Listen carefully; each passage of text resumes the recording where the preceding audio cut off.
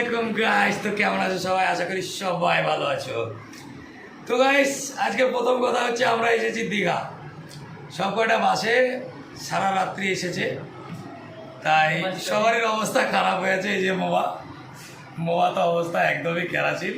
তো guys, main কথা হচ্ছে এটাই যে আজকে তোমাদেরকে এটাই দেখাবো যে আমরা দীঘাতে কতটা এনজয় করছি। কি ভাবো? তাই মোয়া কি বলিস? তো এইটুকুন গ্যারান্টি, আগুন লাগিয়ে দেবো, আজ পানিতে আগুন লাগিয়ে দেবো। হ্যালো গাইস, তো আমরা দেখতে পাচ্ছ আমরা যাচ্ছি এবার দীঘার দিকে। আমরা আনতে ভুলে গেছিলাম চটি, চপ্পল, গেলে চটি 1 ঘন্টায় 20 টাকায় ভাড়া দিয়ে চটি নিলাম। নতুন নতুন চটি দেখি, চলো বাকিটা দীঘায় যে দেখা যাচ্ছে। গাইস, তো যেমনটা দেখতে পাচ্ছ আমরা চলে এলাম সমুদ্রের ধারে। মোবা চলে এসেছে স্যান্ডো গেঞ্জিতে।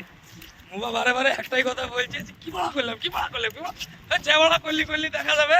এখন ফিলহাল সমুদ্রের এনজয়টা লে। আসতে না আসতে বৃষ্টি লেগে গেল। ছি, এখন কি হবে? জায়গাটা খুব সুন্দর, তো এই জিনিসটা ওই আমাদের মেন লোকেশন। যেমনটা দেখতে পাচ্ছ, এই দেখো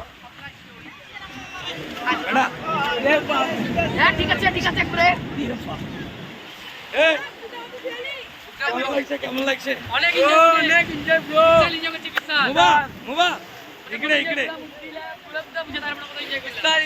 এই যে সমুদ্রের ঢেউ, কেমন লাগছে? জামা কাপড় ভাড়া করে আনতে হবে তো।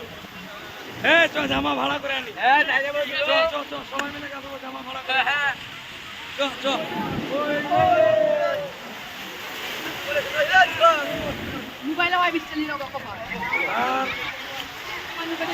কে চিনতে পারছো ভালো করে দেখো একবার।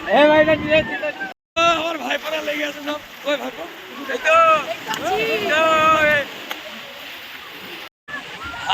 আমার লাগে বাবা। গাইস, এই ভিডিওটা এই পর্যন্ত। বাকিটা এর পরের কিছুটা ভিডিওতে দেখাবার চেষ্টা করবো, কারণ একটাই ভিডিও এত বড় বানালে আমাদেরও আসার কোনো ফায়দা হবে না। এর পরের ভিডিওটা দেখতে থাকো।